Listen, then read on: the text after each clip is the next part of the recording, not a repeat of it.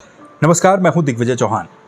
कोई फरवरी के महीने में घर छुट्टियों में आया था, कोई मार्च के महीने में, तो कोई अप्रैल के महीने में, तो कोई होलियां मनाने परिवार के साथ घर छुट्टियों में आया था। कोई ये कहकर देश की सेवा में वापस लौटा था कि सर्दियों में अब मैं अगली छुट्टी घर वापस आऊंगा। कोई ये वादा कर रहा था कि दीपावली इस बार सब साथ में मनाएंगे। किसी की माँ बेसुध है, किसी का पूरा परिवार बेहाल पड़ा हुआ है, और किसी का बेटा तो ये पूछ रहा है कि आखिर सब रो क्यों रहे हैं, और पापा की फोटो पर ये फूलों की माला और फूल क्यों चढ़ा रहे हैं। ये कहानियां हैं उन अमर बलिदानियों की जिन्होंने देश की सेवा में अपना सर्वोच्च बलिदान दे दिया। अगली छुट्टी में घर वापस लौटने का वादा तो जरूर किया था, लेकिन किसको पता था कि ये उनकी आखिरी छुट्टियां साबित होने वाली है। जम्मू कश्मीर के कठुआ में उत्तराखंड के 5 वीर जाबाजों ने देश की सुरक्षा में अपने प्राणों का बलिदान दे दिया और देश के लिए अपना सर्वोच्च बलिदान दे दिया। इन सभी जवानों के पार्थिव शरीर मंगलवार को जॉली ग्रांट एयरपोर्ट पर लाए गए, जहां पर इन सभी को श्रद्धांजलि अर्पित की गई। तमाम लोग वहां पर इन शहीदों को श्रद्धांजलि अर्पित करने पहुंचे।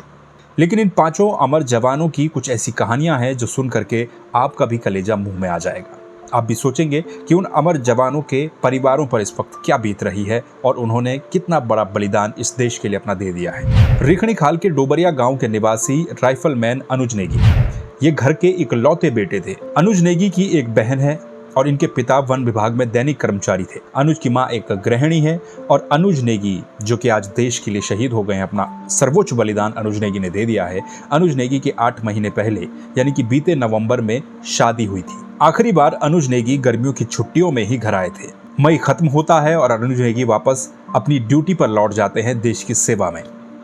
वो ये वादा करके वापस लौटे थे कि अब सर्दियों की छुट्टी में वो घर आएंगे, लेकिन किसको पता था कि अनुज नेगी की शहादत की खबर सिर्फ और सिर्फ घर आएगी। जब से उनकी शहादत की खबर घर पहुंची है, घर वालों का रो रो कर बुरा हाल है। चखोली ब्लॉक के कांडा भरदार के रहने वाले 41 साल के नायब सूबेदार आनंद सिंह रावत का परिवार तो देहरादून में रहता है, लेकिन उनकी बूढ़ी माँ गांव में रहती है। घर में जैसे ही बूढ़ी माँ को यह पता चला कि उनका बेटा 41 साल की उम्र में देश के लिए शहीद हो गया, तो माँ का रो रो कर बुरा हाल है। आनंद सिंह रावत की पत्नी और उनके बच्चे जैसे ही देहरादून से वापस गांव लौटे, जैसे ही वो घर पहुंचे, तो माँ उनसे लिपट करके फूट फूट कर रोने लगी। 4 भाई बहनों में आनंद सिंह रावत दूसरे नंबर के थे। साल 2001 में आनंद सिंह रावत सेना में भर्ती हुए थे और इसी साल आखिरी बार फरवरी महीने में छुट्टियों में घर आए थे। जब आनंद सिंह रावत फरवरी के महीने में छुट्टियों में घर आए तो देहरादून में अपने परिवार के पास गए और उसके बाद सभी लोग अपने पैतृक गांव भी गए। आनंद सिंह रावत के परिवार का ये कहना है कि उन्हें अपने गांव से बेहद लगाव था, इसीलिए वो हर बार गांव का चक्कर जरूर लगाते थे। 3 साल पहले ही आनंद सिंह रावत का परिवार देहरादून में शिफ्ट हो गया, जहां पर उन्होंने अपना मकान बनाया।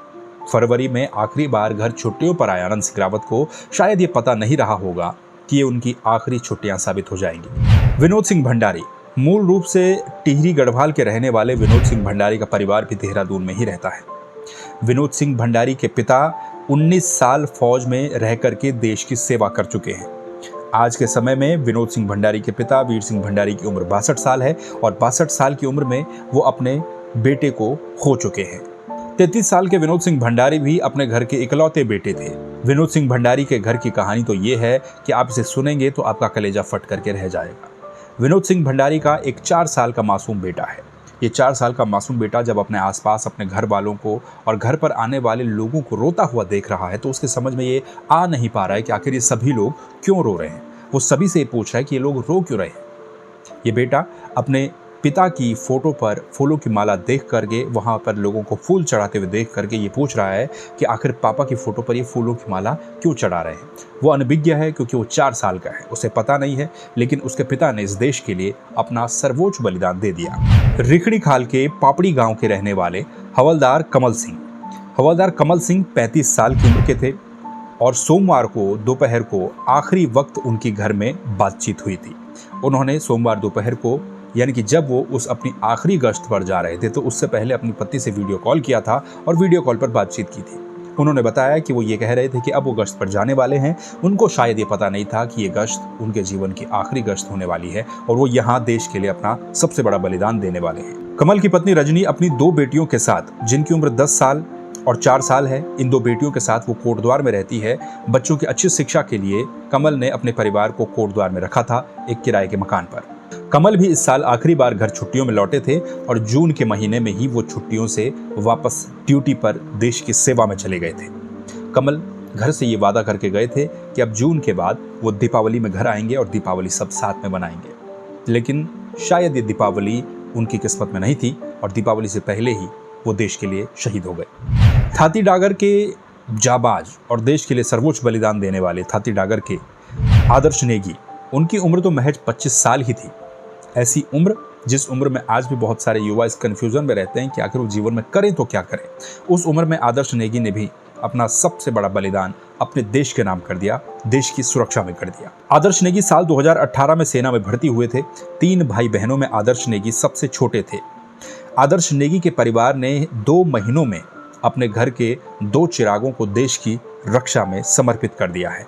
आपको ये भी बता दूं मैं कि आदर्श नेगी के परिवार से ही बीती 30 अप्रैल को मेजर प्रणय नेगी, जो कि लेह में तैनात थे और लेह में स्वास्थ्य बिगड़ने के चलते वो देश के लिए शहीद हो गए थे। यानी कि एक परिवार ने 2 महीनों में अपने देश के 2 जाबाजों को देश के लिए न्योछावर कर दिया। आदर्श नेगी भी इसी साल छुट्टियों में घर आए थे। आदर्श नेगी फरवरी के महीने में घर आए थे और होली खत्म होते ही आदर्श नेगी वापस से अपनी ड्यूटी पर लौट गए थे। शायद उनको भी ये पता नहीं था कि ये उनकी आखिरी छुट्टियां हैं, आखिरी वो पल हैं जो उन्होंने अपने परिवार के साथ बिताए। ये सब कहानियां आपको बताने का मकसद ये है कि आप ये समझिए कि ये हमारे जो सेना में, हमारे देश के, हमारे उत्तराखंड के जो जवान हैं, वो जब शहीद होते हैं, अपनी शहादत देते हैं, अपना सर्वोच्च बलिदान देते हैं, तो उनका सर्वोच्च बलिदान का जो उनके सर्वोच्च बलिदान की जो वैल्यू है वो कितनी बड़ी है, ये हमें समझनी बेहद ज़रूरी है। एक आंकड़ा भी मैं आपको बताता हूँ कि उत्तराखंड से जो शहीद होने वाले जवानों का आंकड़ा है वो किस तरह से रहा है, क्योंकि उत्तराखंड एक सैनिक बाहुल्य प्रदेश है, आप जानते ही हैं। हर जंग में या फिर देश की सेना में, देश की सुरक्षा में हमारे जवानों का एक बहुत बड़ा योगदान रहता है, एक बहुत बड़ा हिस्सा रहता है। उत्तराखंड में पिछले 24 सालों में अगर देखा जाए तो औसतन हर महीने एक जवान देश की रक्षा में शहीद हो जाता है। पिछले 24 सालों का आंकड़ा ये कहता है कि 354 सैनिकों ने अलग अलग घटनाक्रम में, अलग अलग मुठभेड़ों के दौरान, अलग अलग ऑपरेशंस के दौरान, अलग अलग हमलों में देश के लिए अपना सर्वोच्च बलिदान दिया है। पिछले 24 सालों में 354 जवानों ने, यानी कि औसतन हर महीने एक जवान देश के लिए अपना बलिदान दे रहा है। इसके साथ ही कारगिल युद्ध में तो 75 उत्तराखंड के ऐसे जवान थे जिन्होंने अपना सर्वोच्च बलिदान दिया था। ये जवान जब इस तरीके से अपना सर्वोच्च बलिदान देते हैं, अपने परिवार की चिंता किए बगैर, और इनके जाने के बाद जब इनका परिवार अकेला पड़ जाता है, तो हमें ये समझने की ज़रूरत है कि इनका यही बलिदान है, इनका यही सर्वोच्च बलिदान है जो कि हमको और आपको और इस देश की सीमाओं को सुरक्षित रखता है। इसीलिए इनके बलिदान को कभी भुलाया नहीं जाना चाहिए और इनके परिवार के साथ हर संभव मदद हर हिसाब से होनी चाहिए। जय हिंद।